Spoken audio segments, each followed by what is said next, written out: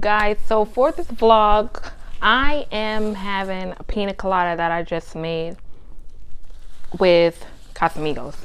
But for this vlog, it's gonna be a little bit, during this whole endeavor, I've not had a drink. So I'm allowing myself to have one right now while I, basically share with you guys my experience and what I have been going through. Do not forget to like, comment, and subscribe to my channel because I am back. I'm going to be vlogging more. And I mean that, like, I'm in a space where I have a lot to talk about. And I'm ready to talk. I'm ready to chat. So basically for this vlog, as you can see by the title, I have done Ancestry DNA. And my intent behind it was basically to just find out, like, a little bit more about, like, my background and where I come from. And because I don't know, I just know that my grandmother was born in, I believe, West Virginia, and that's it. And that my father, who I never met, was from Georgia. That's all I knew. But I have siblings, and they're like, their dad is Jamaican, and I just always saw myself as just American. I always said, like, I'm American, like I'm just a full blown black girl, like I'm not anything else. And people always say, oh, but you have the hair, you have the complexion, like I'm a black girl. That's it. So I wanted to know a little bit more about where I come from. So, I can say it with confidence, like, yeah, I'm black girl, and, like, my family is this, that, however, whatever the case may be. I just wanted to find out a little bit more about my history. Find out a little bit more about my history and where I come from, like my bloodline. So it was my intention when I did Ancestry to just get a little bit of clarity with that, like my background. So when I did it, I'm actually going to share a clip of with you guys right now of when I actually took my DNA swab, when I, like sent it out, put it in the mailbox, and I was ready to find out, like, what am I? So because again, I never met my father, so I don't know, like, all I know is what I was told, and I was told that he's from Georgia, but what else? I didn't know anything else. So fine. I said, okay, fine, let me find out a little bit more. And so I basically did the test and everything, and I'm going to share a video with you guys right here and let you guys see how everything went. I just don't know, like, where do I start? So you guys, I actually miss vlogging a lot. So for 2022, look at me off. For 2023, I am definitely committed to vlogging more. So let me fix my hair. Let me let my hair down for you guys. That's the least I could do, right? So for this vlog, basically, oh yeah, you guys, I have to tell you what I've been up to. So I haven't been vlogging so much, but I have been keeping busy. I have started doing, like, event planning and, like, decorating and things of that nature. I will show you some of my work right here. So this is what I have been doing, basically, that has been consuming a lot of my time. And so yeah, you can book me, you can reach out to me, whatever you want. I do private parties, I do kids parties, grandmama party, granddaddy party, ex-boyfriend party, divorce party, bridal party, whatever you want. I got you. Let me know. So basically, I've been spending a lot of my time being creative and creating things like this. The large numbers, I made this, and it's pretty darn cool. Like, I did that. So for this vlog, basically, I am going to be doing an ancestry kit. So for my birthday, basically, I'm like, you know what? Actually, this was a Christmas gift from my sister. Thank you. The whole story goes that basically growing up, I was told that one person was my dad. And then as time went by, my brother ended up telling me, like, Mila, that ain't the truth. That is not the truth. But I kind of figured that I already knew. And so it was shocking, and but it wasn't hard for me to process because I already knew in my heart. Like, I just really knew. Like, there was nothing nobody could tell me that could make me feel any different. I guess it was just like the truth was in me all along, and I knew it, and I felt it, and I just had to go along with what I was told because I didn't have any like factual evidence of anything other. So basically that's what happened, and that happened when I was 16. Right now, by the time y'all see this video, I'll be 34. Yeah, I'm 33 now, and I'll be 34. So I'm going to do we gonna do it together. We gonna find out the tea together, okay? Because we gonna take the swab, whatever, however it goes, take the swab, and then we are going to send it back to them and see what we come up with, and we're gonna talk about it. So let's go back inside and let's do the swab. I don't know if it's like a COVID test or if it's like they gotta take blood from me. I don't know. I'm just going with the flow. Here it is. Ancestry. Let me read. It says activate your kit. Okay, so we have to go online. Ancestry DNA a.com/activate. Okay, it says sign in. Got it. So it says, would you like to continue as Jamila Spencer? Yep, that's me. Next. Okay, it's asking me for activation. So we open it up.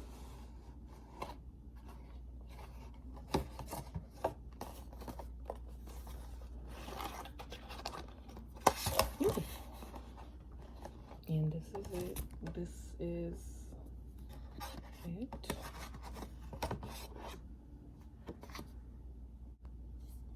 Okay, let's do this one by one. Okay, so here is the little box that it came in. The instructions, which we are going to do this right now. The return kit and this.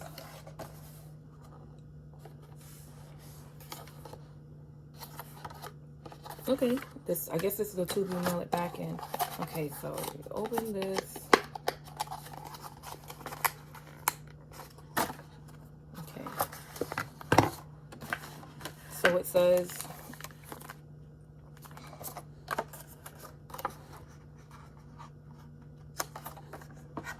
open this, I'll take it.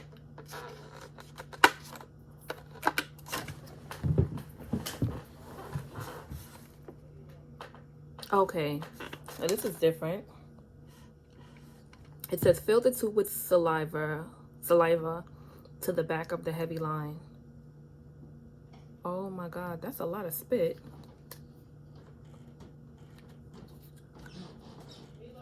Huh? Vlogging.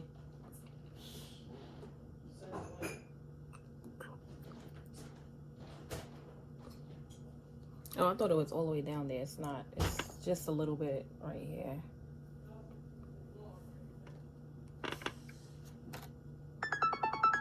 Here to here.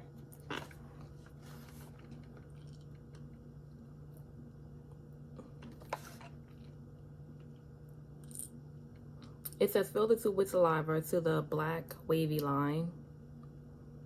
Fill the tube until your saliva, not including bubbles, is at or just above the wavy line. It's easy. Less than a quarter teaspoon. Do not overfill. Okay.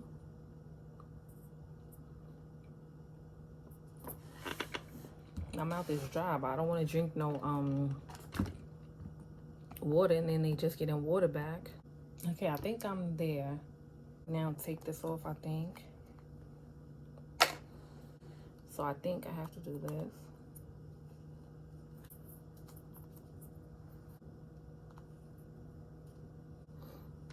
Tighten to release stabilizing fluid.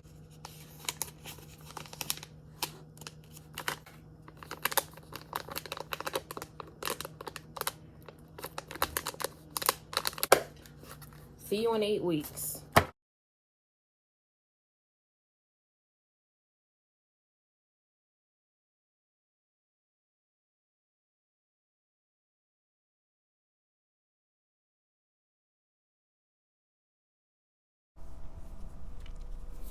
So I took the test and I waited a few weeks,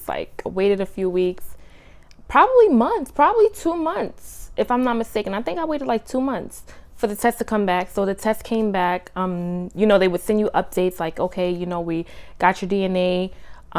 We're processing your DNA. We're extracting your DNA, XYZ. So that went on for maybe, like I said, 2 months. And finally, one day, I got the results back. It was my intention for my birthday, because I received the Ancestry as a Christmas gift from my sister. So I got that, and then I was like, okay, fine. I had it for a little while. I didn't do it, and then I was like, you know what? Let me just do this, and I'll get it back for my birthday. Boy, did I get more than I intended for, but I ended up doing it, sent it back. Hopefully, I was hoping to get the results for my birthday. Fine. My birthday passed, and I wasn't expecting much for my birthday, but I ended up having a really good time, and I was grateful for that. So birthday passed. A few days after my birthday, no, my birthday passed, my mom's birthday passed.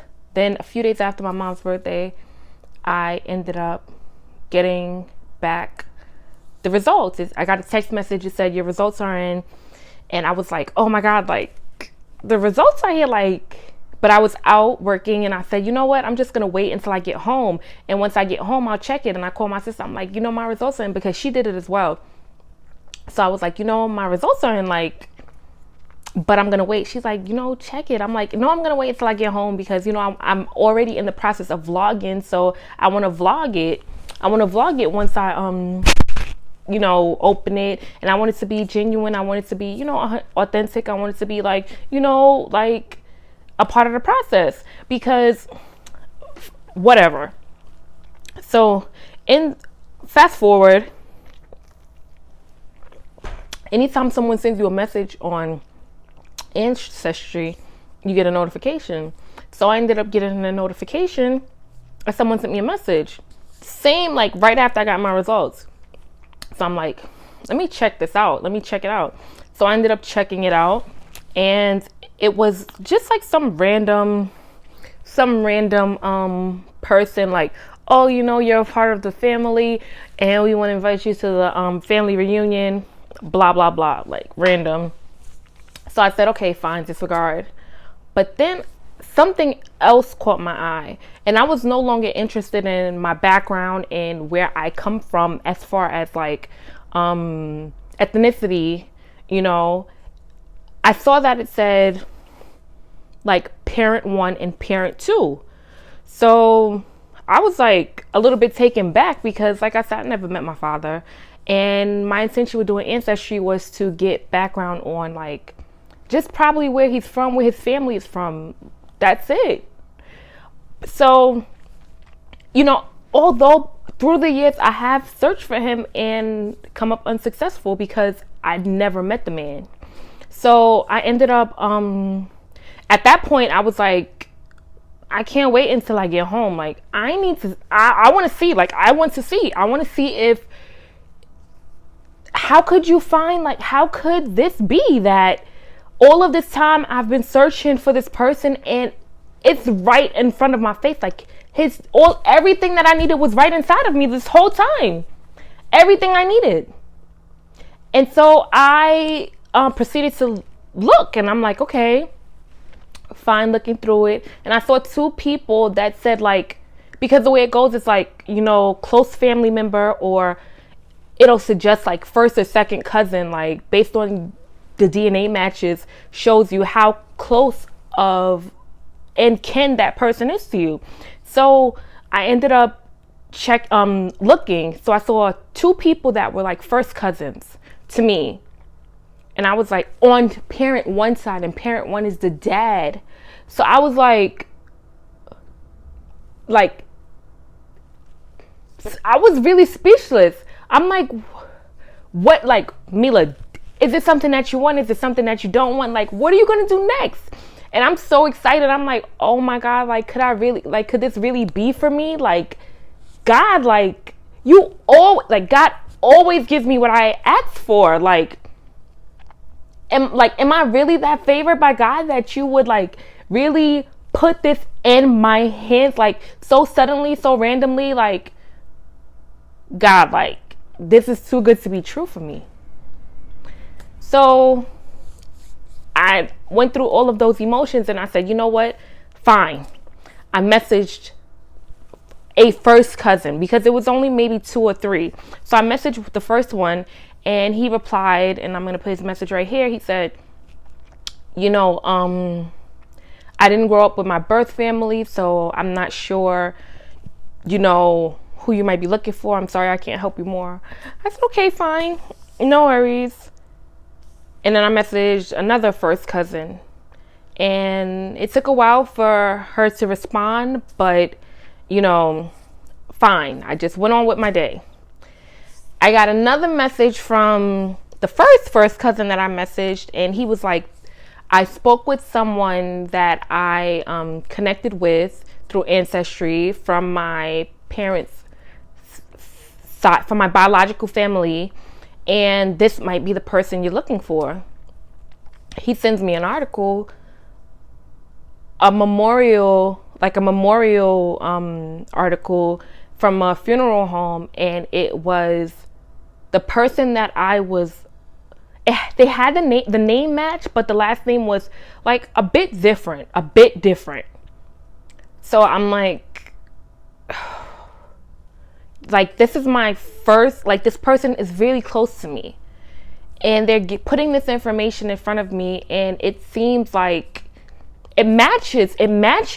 Just the name that I was given was a bit different. So, I reached out to my mom. I'm like, this is the name that this person's giving me. And she lets me know, I may have got it wrong. It was a long time ago. So now I'm like, okay, what am I gonna do? What I'm like, Mila, what are you gonna do? Like, what's next for you? What's next? You came this far. Let's go forward. Let's keep going. So the person that he sent me, apparently they it was a memorial kind of thing from a funeral home. And so I'm reading it, and yeah, I know I said I wanted this for my birthday. I really, this was a birthday gift to myself. I wanted to find out. I'm reading this man's obituary, and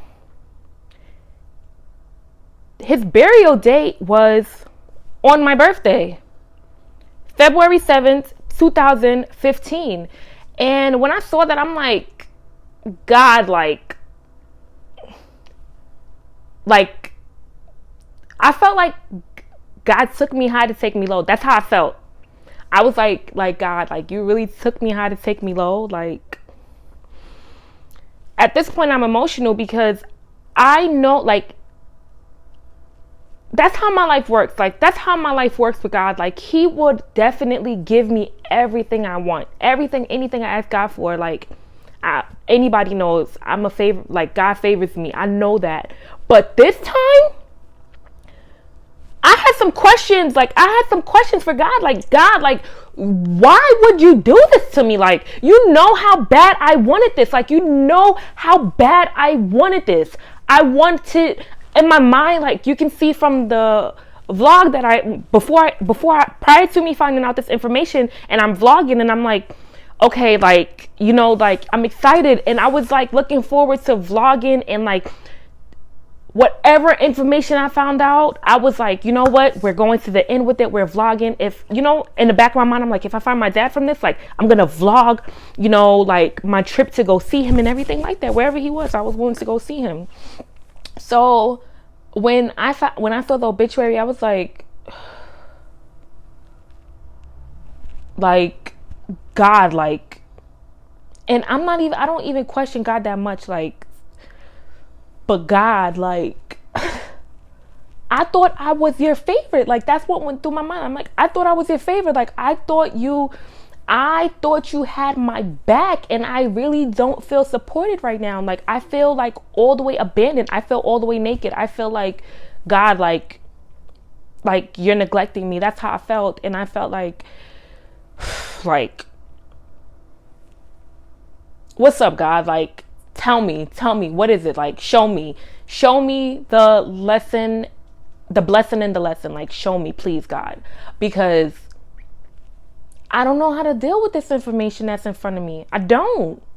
And so, you know, the cousin wrote me back, and I'm like, okay, you know, like, she let me know, like, you know, it's not the same name, but it's close to it, and you definitely look like him.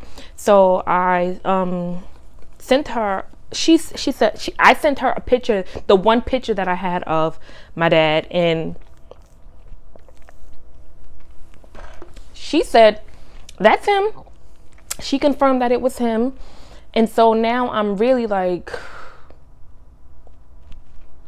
stumped, like, God, like,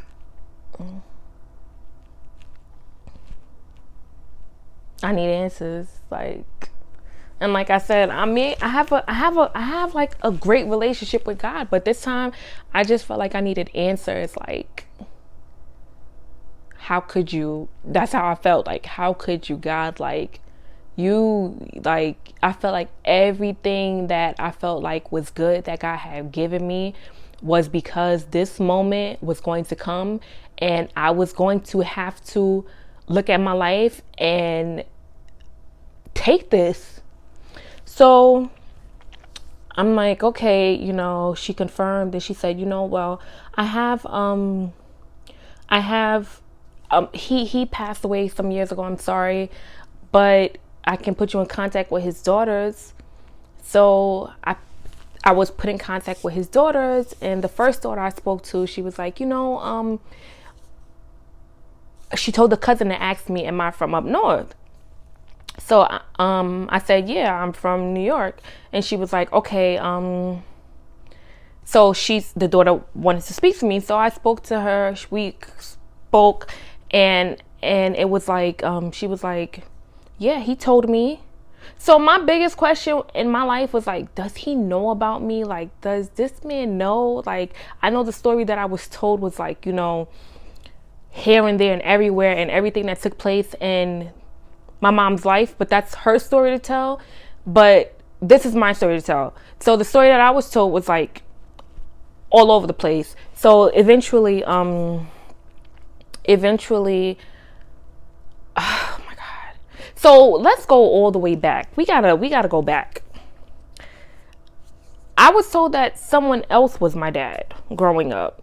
And I was like, okay, you know, I just felt like there's no way, like, I do not connect with this person, and there's no way. I just knew in my heart, like, my soul knew that this was not my father. So I ended up, fast forward, when I was like 17 years old, my brother came to me and he said, you know, Mila, like, my dad told me that that's not your father. And I was like, I knew it, but what do you know? Like, what do you know when you have been told something by the only person that can tell you that something, and you just believe it? So, but my soul knew. So, I was told, you know, my brother told me, and blah, blah, blah. And then, you know, I had a conversation with my mom, and I was like, you know, I was given this information. I would like to know if it's true. And she was like, well, it is true. And I was just taken back, like, I'm the most I like to think of myself as a really understanding person, and like I'm so like compassionate for people in their life experience, and I was just like, how could you not tell me? Like, why, how could it be that in my lifetime I had to come to you with some information that you should have given to me? But I was understanding, and throughout, I was 17 when I think, no, 16 when that happened, and throughout 16, I'm 34 now. Like, I was mildly upset. And, you know, at sometimes I'll, you know, shout and yell at my mom like once or twice throughout this whole time. But overall, I was understanding because I'm like, I don't know her life story. I don't know, you know, what circumstance she was in where this had to take place, where this was the only option. I didn't know.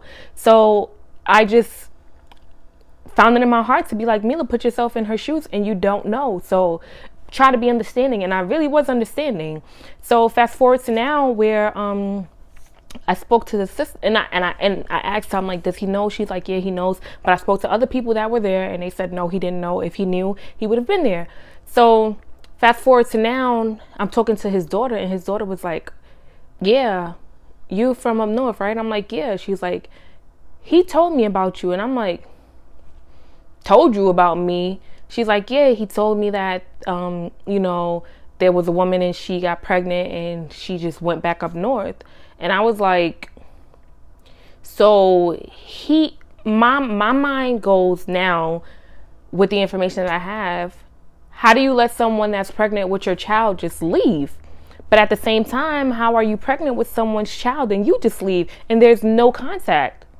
You know what I'm saying? And the story that I was told is that, oh yeah, we loved each other and XYZ, but how could it be that no contact has taken place? So I felt let down. Like, I still feel let down. I feel let down. I felt like at that moment where I felt like both parents were extremely irresponsible.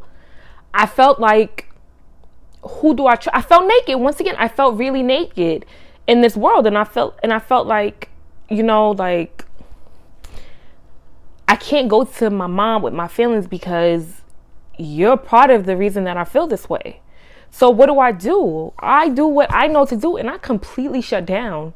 I did not want to talk. I have my siblings are like the best gift God could have given me, because like my Gina, we talk all the time, and she's like a big part of me. So we talk, and you know, and it's raw and it's authentic, and it's therapy, essentially, a form of therapy, essentially.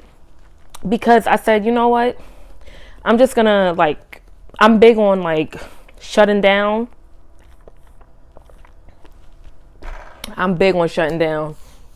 Do me wrong, I will act like you don't exist. Like, I will act like you don't exist. And it's not to say that it's like the best way to handle things, but for me, solitude and peace and like quietness is like my way of coming back. You know, like I need that before I'm able to come back in the situation and deal with it effectively. So I just felt like, you know, and now it's still so fresh. Like it hasn't even been a week since this whole ordeal transpired, and I have not really spoken that much about it to the people involved. But it's like I said, I need a place of peace where I can be one with myself and think about it and, you know, understand my feelings. Because at first I was like, I don't know. I don't understand my feelings. I don't understand how I feel. But now I can say, this makes me feel neglected. This makes me feel inadequate. This makes me feel hurt. This makes me feel torn. This makes me feel, you know, like I was backstabbed, betrayed, like. And I can understand those emotions and go through them and say to myself, like, Mila, it's okay. It's okay. Like, you're everything that you need. The same way that you were looking for something for so long, and it took for you to literally take something out of you, which was my DNA, in order to find out. This is the same way that I'm dealing with it. I'm taking everything from out of me and the goodness that I have poured into everybody around me. So all of that goodness that I have been like spreading and digging within myself to make everyone else feel good and fulfilled and happy and not alone, I'm going to take that same energy and put it back into myself because I have it in me. And this is the first time I ever felt like I really, really, really needed a hero and I didn't have one. And it made me like evaluate a lot of things, a lot of situations, relationships around me. Like, I'm always available. I'm always like, ready, prepared. But when it comes to other people, but for me, it was like, how can there be no one to comfort me the way that I need to be comforted right now? How is it possible when people are always like, it's always a situation going on and I'm always there to, like assure people like, as long as I'm here, as long as I'm alive, like you got somebody. As long as I'm here, as long as I'm alive, like you don't have to question. So yeah, basically it's like a healing process because it was something that I wanted, like it was really something that I wanted so bad for so long, and then I got it, and I didn't factor getting it this way. So I got it, but I never imagined that this would be the outcome. I never imagined that when I found my dad that he would be deceased. I never thought that I would find him, but I didn't think that if I ever did, that this would be the circumstances that I would find him under. But like I said, I'm just trying to find the lesson, the blessing in the lesson. And I've been like leaning heavily towards God, because when you talk to people, they have everybody has a mind, and everybody's mind comes up with different thoughts, ideas, and I just don't need it right now.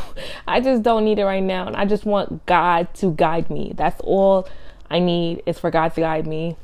And so, yeah, I really wanted to do this vlog to let people know, like, you really have to allow yourself to feel whatever it is that you're going through. If you feel stupid, allow yourself to feel stupid. Like, who's here to judge? Like, everyone experiences emotions and feelings, different level, different, circumstance, but just allow yourself to feel in order to heal. Like, in order to heal, you have to feel. So just feel whatever it is that you have been through, whatever traumatic experience, whatever, like, because this is a defining moment for me. Like, this definitely is shaping me. It already has shaped me, because I'm like, like more